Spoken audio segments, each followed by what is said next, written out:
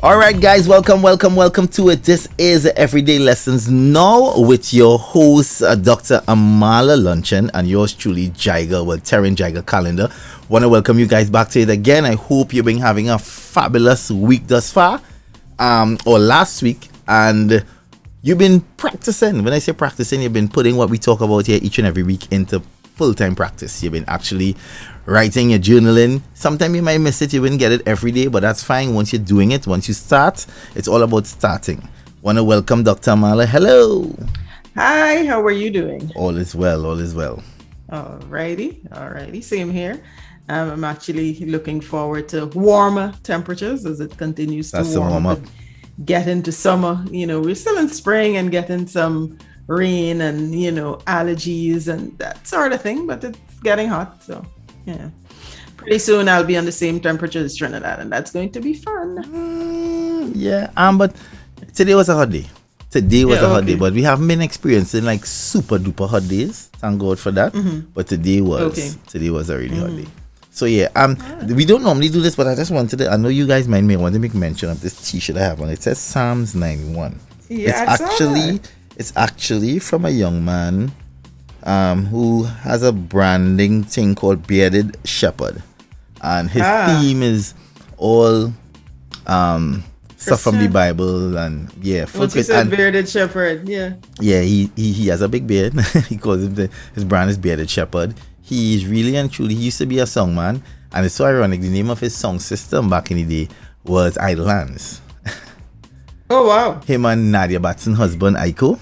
Their family, they had this great song system, pretty popular for a while, and he decided to change his life and step back, and he's serving life for Christ, and he decided to dabble in the space a little bit.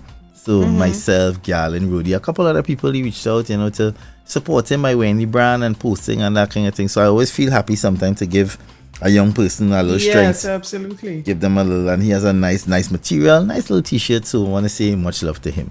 So yes, guys, we are here, we are back, we're ready to learn. Today we're talking about responding to personal negative feedback. So if someone gives you feedback, and whether that is solicited or unsolicited, how do you respond to it? Because we keep advocating that you should request feedback so that you understand where you are on your self-awareness journey. It'll also help you with managing your relationships if you understand how others see you. So when you get that feedback now, what should you be doing if that feedback is negative? Now, of course, if you are, let's say, a manager of a business or whatever, leader in a business, and the feedback is about your business, then it's not personal. So you would react to that in different ways or in a different way. But now what I wanted to talk about is negative feedback personally. So an example would be someone comes to you and they say, can I tell you something? And, you all ears probably, you're like, sure. I really didn't like how you did whatever, and they proceed to lay out something that you didn't see coming because it's unsolicited. So what do you do in that case? Or it could be a situation where you say, tell me something. How do I come across when I do whatever? XYZ. And the person says, oh, well, I'm glad you asked because, I really think that when you say whatever, it's really upsetting to me and I don't like how I feel. Right. Then you're like, whoa, okay. And you recoil because that's not what you were expecting. Most times when we get negative feedback, we're not expecting it. And it takes a lot of effort and it takes a lot of composure to actually receive negative feedback in the manner that it should be intended, because sometimes people give you negative feedback to hurt you and they do that deliberately and that's on them. However, how you receive it is important. So one of the first things that you should do is not rush to react. So as you like to talk about practicing the pause, you can just, receive it without necessarily immediately saying, and guys, we know that's one of the hardest things to do. We know that's one of the hardest things to do. But it is. With everything in life, perfection comes with practice. Yes. Usain didn't run 9 the first time. No. He practiced to get to that speed. And along that way, I'm sure there were some people saying you should not be a sprinter. Like, what are you doing? You cannot run track. Let's say play too football. Tall, too this, too that. Play football. Right. And so imagine if Usain Bolt had just internalized, listened, and been like, all right, good, let me just hang up these cleats. We would not have try to make it a Jamaica football team. Right. Because he made it in a European track, but that was off of clout. Not the fact, not necessarily playing skill. He gotta run because at the end of the day, that's Usain Bolt. He brought people to the stadium. Right. People came to see Usain Bolt play football. Yeah. So the first thing is not to rush to react. The second thing is to be appreciative, because whether something that someone tells you is good or bad, you should appreciate it because it gives you an opportunity to see things differently. You can look at it either all negative or, say to yourself, well, this is something that I can work on. And for me today, when I listened to you, or when I listened to your program this morning and you guys were asking each other questions, it was so amazing to hear people stop and everybody had to pause for a moment to think about what they were going to say, and it was all good. But, because we're so not used to giving people praise or people seeking feedback, it had exactly the effect that I thought it would have had. It's exactly what the exercise, what the entire thing's about. It's about, and because it was kind of sprung on them, it wasn't rehearsed. It was all natural. I did exactly what you did with me. I burst the pack in front of them, and we all did it together. Although I played the game before, it was so nice to do it. And guys, if you can remember, we did it here for you all. Different questions. Yeah, and we did it here for them already, so they know we're talking about unpack this. Yeah. Unpack that, the card game. Yes. Then the next thing that you want to do is be genuine. So if your response is going to be a harsh one, be genuine with it, but maybe you can soften that blow a little bit. You can also, if it's going to be a nice one, again, be genuine with it. And some people could be genuine, but they can be over the top with being genuine. You don't necessarily have to do that, but be genuine with the response. Then summarize the feedback. So what you want to do is make sure that you understood what was said exactly as it was intended. So you say, okay, so if I'm hearing correctly, what you said was you don't like it when I say whatever, and you repeat it and get confirmation so that it gives them a chance to repeat what they said, or two, change what they said because it's not how they intended for it to come out, or maybe you heard something different or whatever. So that summary gives you some clarification. Then you would take action. Whatever that action is. So you may want to make a change.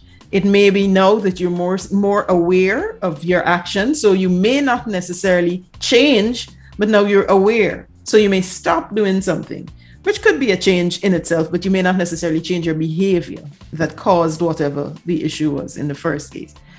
Then an important thing, and one that I like, is seeking additional feedback. Because for me, as a researcher, I believe in triangulating. So if one person tells me something, I'm going to ask somebody else and somebody else.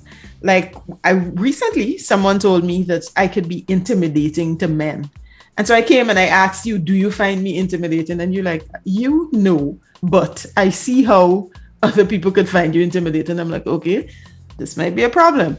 So now, I have sort of like a jumping off point where I can figure out what are the things about me that would make me intimidating to guys. And then receive that feedback with a growth mindset.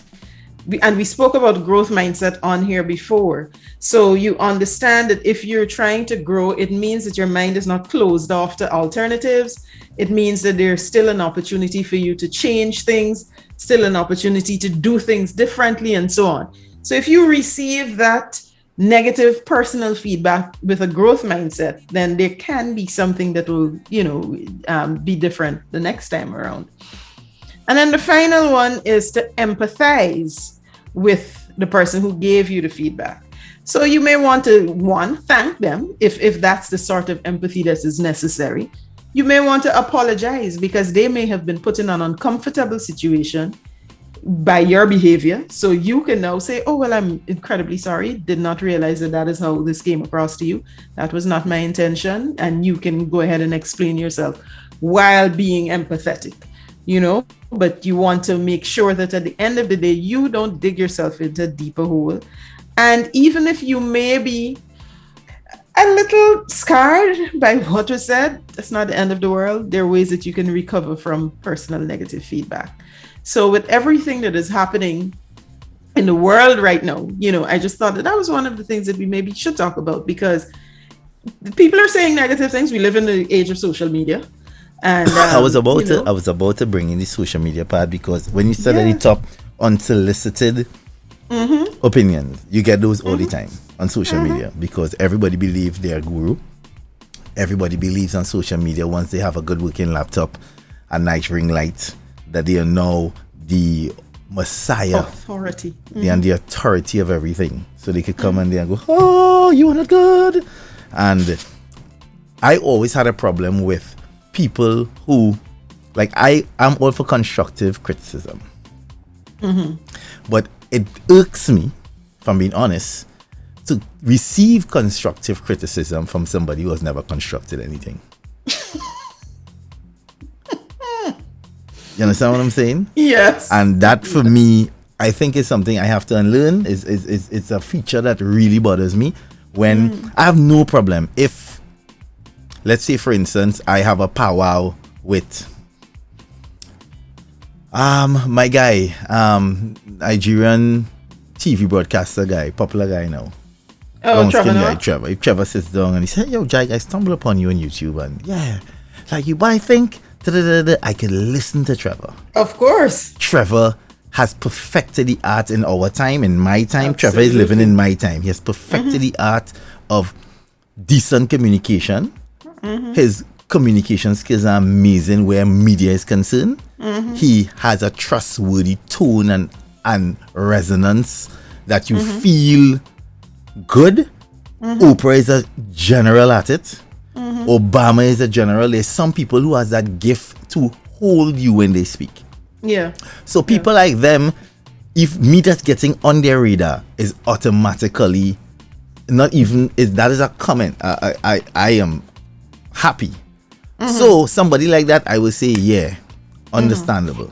But Johnny, who works at Massey Supermarket and has never done anything other than work by Massey Supermarket, coming to say, listen, I feel when you're interviewing, you should.